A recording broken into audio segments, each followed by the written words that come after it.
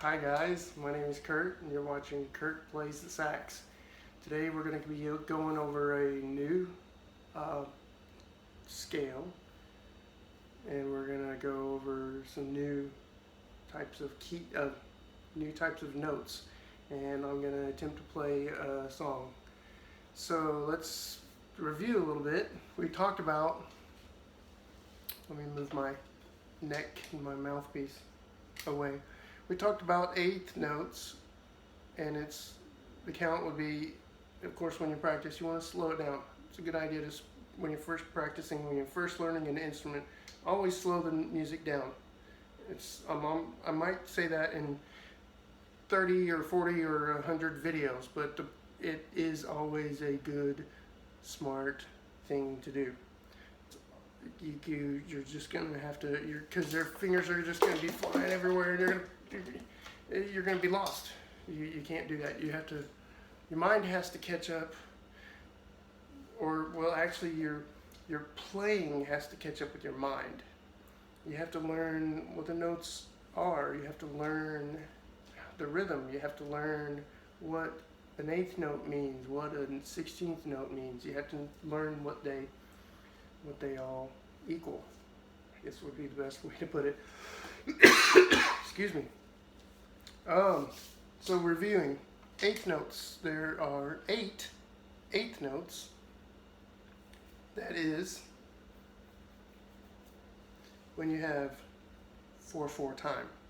There will be 6 eighth notes in 6/8 time. The eighth note will get the beat. Now in 4/4 time, the quarter note. These guys right up here, these are the quarter notes. There are 4 of them in a measure. They would get the beat. So this would be twice. So that's the equivalent of 2 quarter notes. There are 8 of them. It's just like a fraction, right? So playing the letter C. The note. We're gonna play C, second finger, okay? I'm always gonna indicate by saying first, second, third, and then I'm gonna show you what note, which one of these keys you're gonna be playing with your pinky, with your left hand, and then I'm gonna call these 1, 2, 3, and then I'm gonna tell you which button you're gonna press for your pinky in the right hand. Now, you're going to use the side of your hand to play some of these here, these 3, the 4 really. There's a 4th one down here. You'll also do that with these here, with the side of your hand, with your right hand. Okay, I said right hand. Left hand with your first finger. It's like you're moving. You're not going to press the buttons because that's for these. So let's play C, and we're going to play the 8th notes.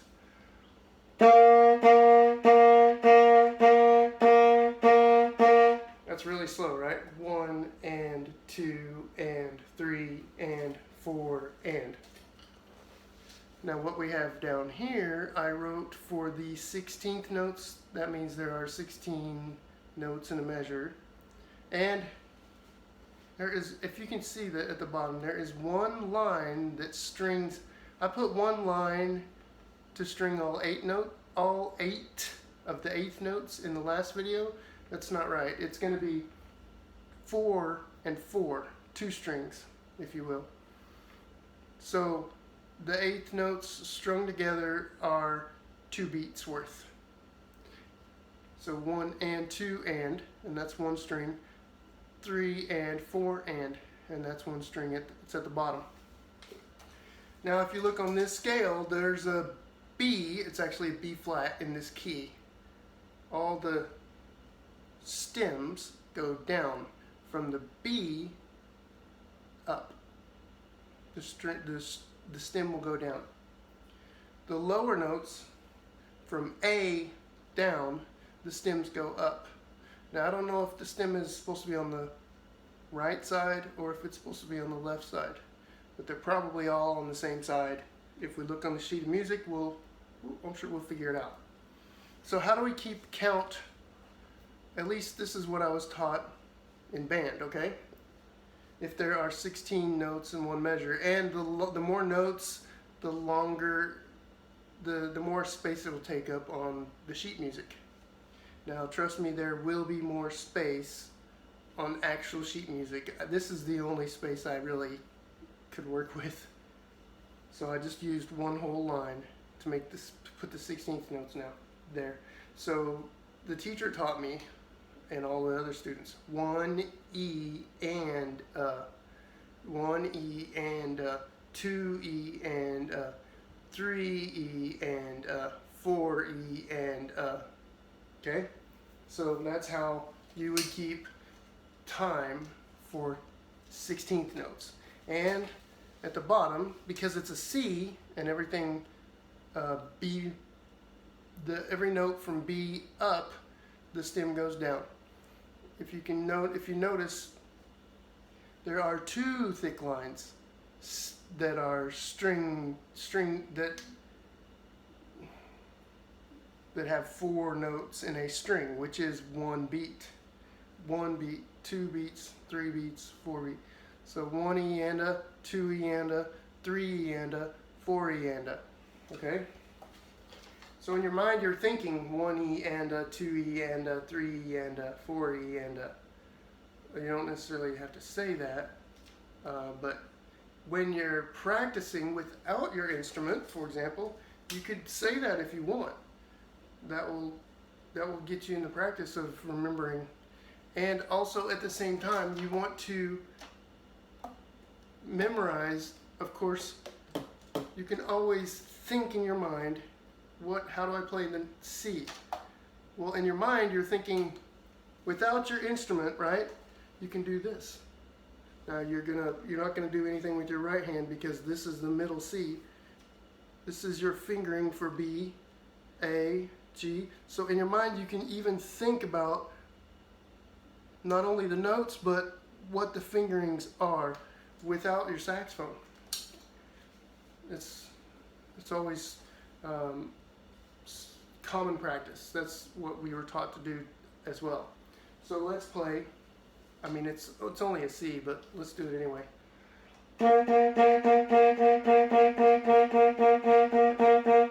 And always slow the music down in order to get accustomed to the fingering.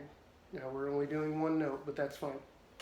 So let's go over our B flat scale. Now when you first go to a new scale, when you first go to a new song, when you go to sight reading, is what we call sight reading, when you've never seen a song before. That's what sight reading means. So I also want to try to teach you some jargon, some music jargon. So key signature, tempo, time signature, 1/8 notes, quarter notes, 16th notes, whole notes, half notes. These are all jargon for music. And this one is scale, B flat major scale. 2 flats. When you do that, you want to look at the time signature, 4/4. We know this is in 4/4. We're going to make them whole notes, not quarter notes. We'll always do that. And then we want to know, and you can play it as slow as, we're going to play it as slow as we want. Doesn't matter. It's just practice. That's the important thing, practice. Okay? We start with the bottom of the scale, work our way up. What flats do we see in that order? We see a B flat first, and then we see an E flat.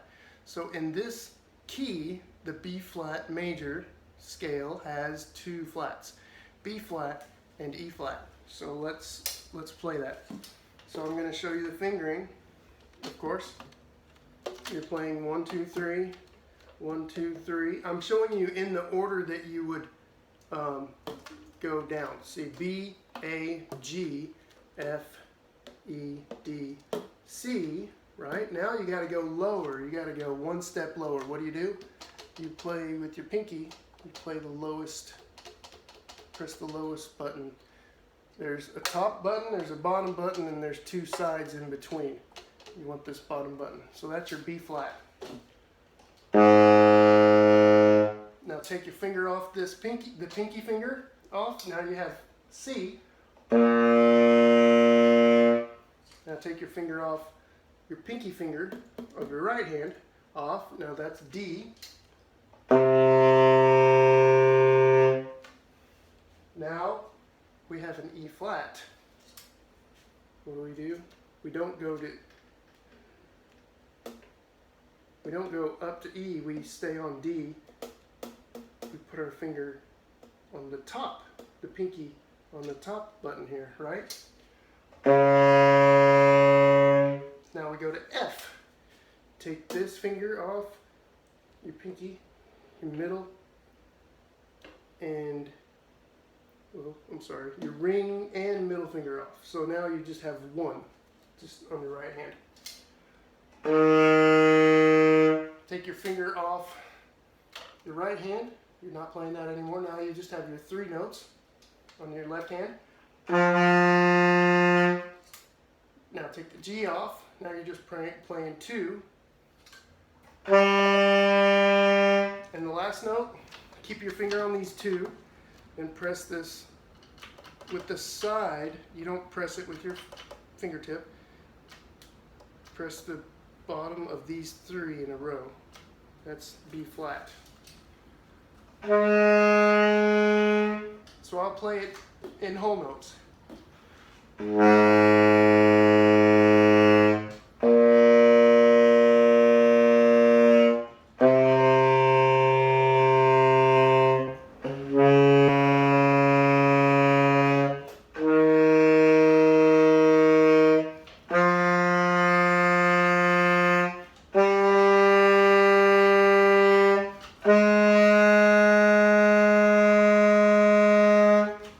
And if you want to go back down,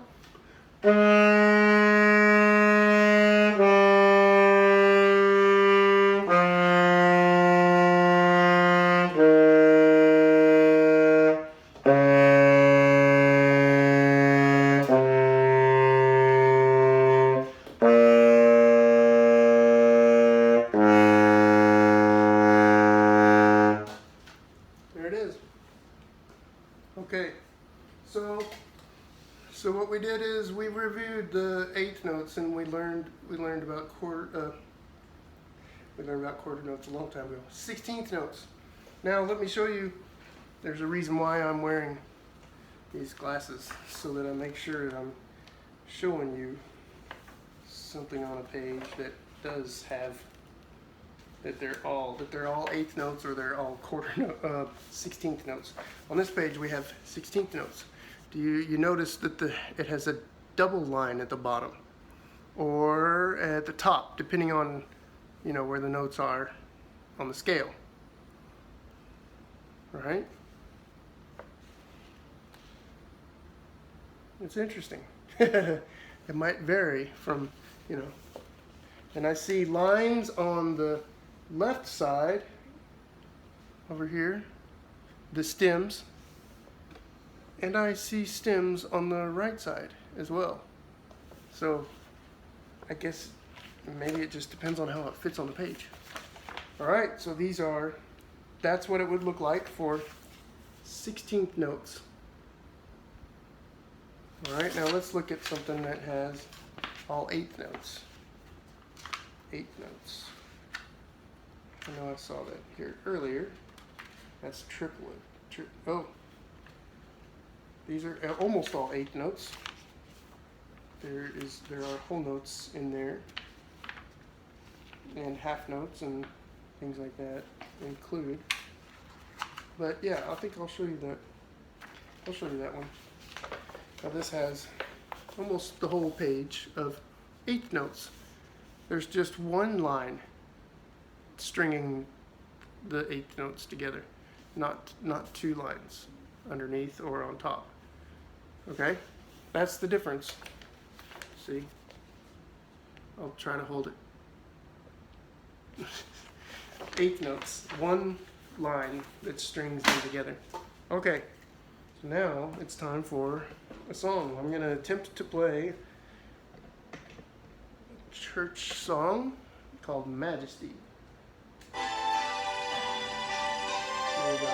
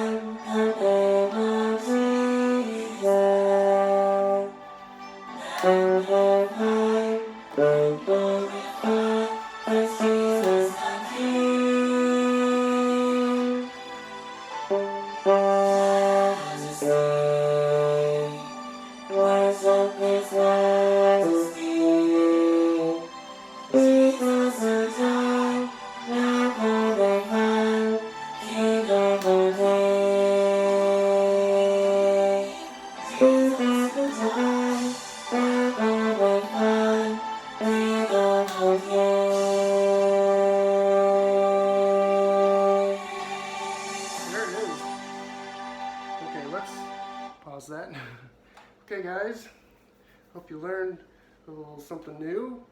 So we learned a new scale. Learned about 8th notes. We already did that. Yes, 16th notes. I put 8 in the 16. I don't know why. So half. So I don't know if there are 30-second notes. If there were, we never played songs. So we did whole notes, half notes, quarter notes, 8th notes, and 16th notes were the ones that I learned in school. But even 16th notes are fast once you play them at speed. Anyway, so maybe on the board, instead of writing the 8th notes or 16th notes, I'll write something on the board like my practice book, so that you can see how the music works, how it plays together, and of course we will go over it slow on purpose. And I'll just do some practice lines. That way, and a lot of them say C. If there's a line between the C that goes vertically, that means cut time. That means whatever the tempo is, you double it. But if it just has a C, it doesn't have a specific tempo. You make it slow or fast as you want, and those are found in my practice book, in all the practice line, like how you learn how to do the octaves, going from boom, boom, boom, boom, boom, boom. The octaves, the thirds, the fifths, the fourths.